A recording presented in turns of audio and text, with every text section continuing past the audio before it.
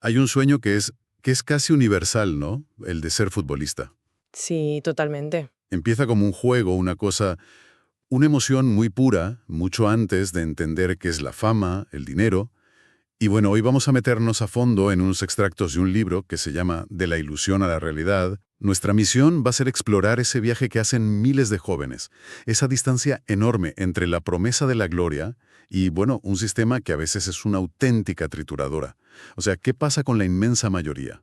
Pues lo bueno de esta fuente es que ofrece una mirada muy honesta, ¿eh? Sin buscar héroes ni villanos. Ajá. Se centra en lo que no se ve.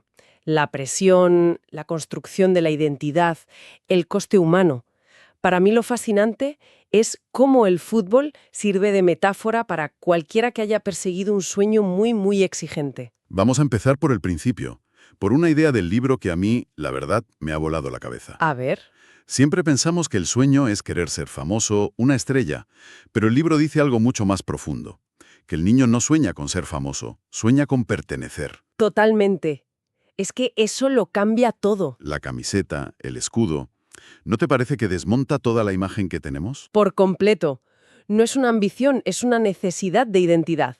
En muchos sitios, en pueblos, en barrios, el club es el centro de la vida social. Claro. Ponerse esa camiseta es una forma de decir, yo soy de aquí, yo importo. Desde la psicología, ese es el motor más potente que hay, el que no necesita aplausos. Claro, pero ese fuego inicial, esa pasión tan pura, no puede sobrevivir para siempre, ¿no? En algún momento entra la maquinaria del sistema. Ahí está el punto de quiebre. El texto lo sitúa en un momento muy sutil, casi una frase. ¿Cuál? Cuando un entrenador, un ojeador, alguien dice este chico es distinto.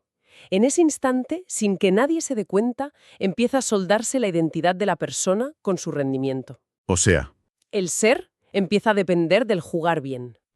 que lo que parece un premio, un halago, es en realidad el primer eslabón de una cadena.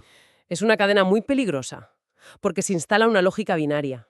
Si juegas bien, eres valioso. Si juegas mal, dejas de serlo.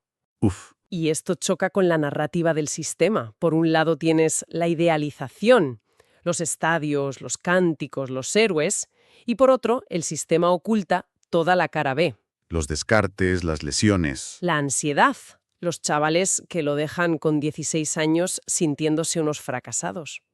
Se vende la gloria, pero la factura se paga en silencio. Y esa factura empieza a crecer cuando el juego se convierte en exigencia. Me gusta cómo lo describe el libro. No es un cambio brusco, es algo que se va colando. Sí, poco a poco. Un día te das cuenta de que ya no vas al entrenamiento a pasarlo bien, vas a pasar un examen. Es que el entorno cambia. El entrenador ya no es solo quien te enseña, es quien te evalúa. Y tus compañeros ya no son solo amigos, ¿Son tu competencia? son tu competencia directa. Y los sacrificios se normalizan. Renunciar a un cumpleaños, a un viaje. La vida se organiza en torno a un objetivo. Y la presión ya no viene de fuera, te la pones tú mismo. Pero a ver, aquí tengo una duda. La cultura del esfuerzo, el si te esfuerzas lo consigues, es algo que nos enseñan desde pequeños. El libro dice que en el fútbol eso es una mentira. Suena muy duro. Suena duro porque lo es. El autor es muy tajante. La idea de que el que persevera siempre llega es una de las grandes mentiras del sistema. Pero, Y no porque la perseverancia no sea importante, que lo es, sino porque se presenta como el único factor. El libro insiste en que muchísimos chavales perseveran, se cuidan, entrenan y no llegan. ¿y por qué? Pues por una lesión en el peor momento, por una decisión de un entrenador, porque el club ficha a otro, o por puro azar. Entiendo. O sea, el problema es vender como una fórmula matemática algo que está lleno de variables que no controlas. Justo. Y entender esto es liberador, porque si te crees esa fórmula y no llegas, la conclusión es, la culpa es mía, no me he esforzado lo suficiente. Te cargas con un peso que no te corresponde. Exacto, un peso devastador.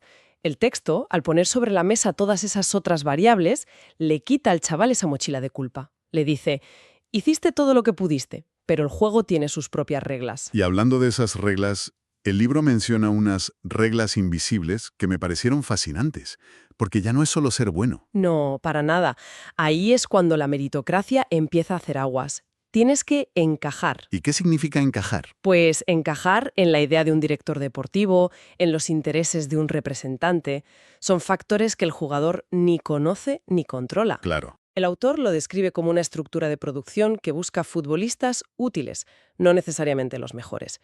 Es la tensión entre el desarrollo humano y la lógica del éxito. Y es en ese punto cuando la grieta empieza a agrandarse, ¿no? Cuando sientes que ya no encajas, pero nadie te lo dice a la cara. El libro describe una fase que, debe ser psicológicamente demoledora. Es la zona gris, y es lo peor, porque un no claro, aunque duela, te permite pasar página.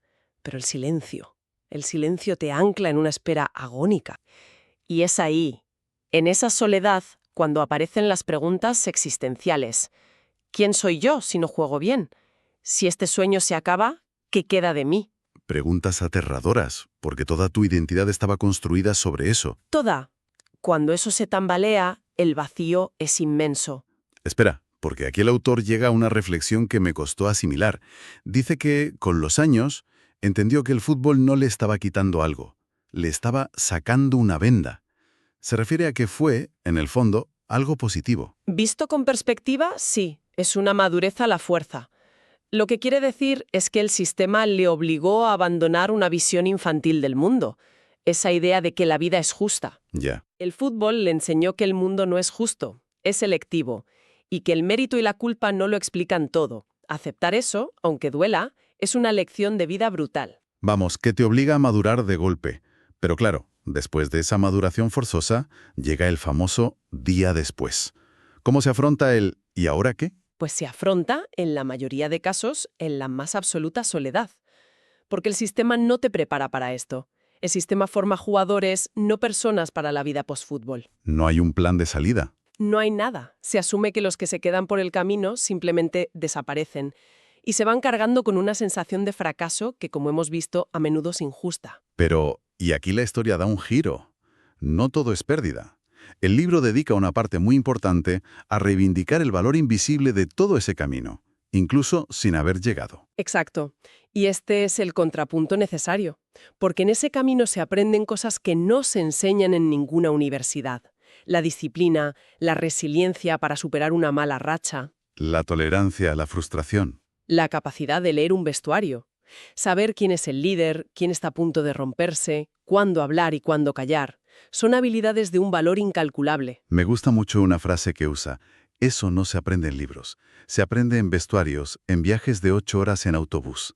Es que es muy gráfico. Lo es, porque te sitúa ahí. Son recursos internos que te sostienen cuando el reconocimiento externo desaparece. Y hay otra lección que el libro subraya. Aprender los límites de tu propia voluntad. ¿A qué se refiere? A que, por mucho que quieras algo, no todo depende de ti. Y aceptar eso no te hace más débil, al contrario, te humaniza. Te quita el peso de tener que controlarlo todo. Todo este proceso de aprendizaje conduce a lo que el autor llama reconciliarse con la historia, que no es resignarse, ¿verdad? No, es mucho más. Reconciliarse es dejar de pelear con los «y sí». ¿Y si no me hubiera lesionado? ¿Y si aquel entrenador? Es entender que la historia no necesitaba un final de película para tener valor. Claro. El problema no es no llegar, es la creencia de que llegar es lo único que valida el esfuerzo. Y eso es una trampa. Es que esa es la dicotomía que nos venden. Éxito o fracaso. O estás en la élite o no eres nadie. El libro, en cambio, propone redefinir la idea de éxito. Justo. Propone un éxito que no se mide por el resultado, sino por la calidad del viaje. Atravesaste el camino sin perder tus valores. Fuiste íntegro. Te mantuviste fiel a ti mismo. Esa es la verdadera victoria. Y aquí hay una idea del texto que me parece potentísima, sobre la coherencia. Dice algo como, cuando actúas en coherencia con lo que eres, hay calma, aunque duela. Pero cuando traicionas algo profundo por conveniencia, por dentro queda ruido. Esa calma interior. Esa es la victoria silenciosa de la que habla, la de no haberse perdido por el camino. Y creo que esa es la idea que lo resume todo, que el viaje del futbolista es una metáfora de la vida. La lección no es cómo ganar, sino cómo se transita el camino. ¿Y en qué persona te conviertes? Exacto. El objetivo no es solo llegar a primera, es llegar entero. Es una conclusión fantástica. Y con esa idea, el autor cierra con una reflexión que va mucho más allá del fútbol. Se pregunta si el sistema puede mejorar y concluye con una frase que es para enmarcarla. A ver, No necesita romper el alma de nadie para sostenerse. ¡Qué barbaridad! Es una crítica directa a cualquier sistema de alta competencia, sea el que sea. Exactamente. Utilizar a las personas como piezas, como medios para un fin. ¿Sí? Y a partir de ahí, el libro nos deja flotando una pregunta que creo que es perfecta para cerrar. En cualquier ámbito competitivo, ¿cómo perseguimos nuestros objetivos sin que el sistema nos vacíe por dentro? Buena pregunta. ¿Cómo podemos definir nuestro propio éxito, más allá del aplauso, para encontrar esa calma interior que, según el autor, es lo único que de verdad importa cuando se apagan las luces?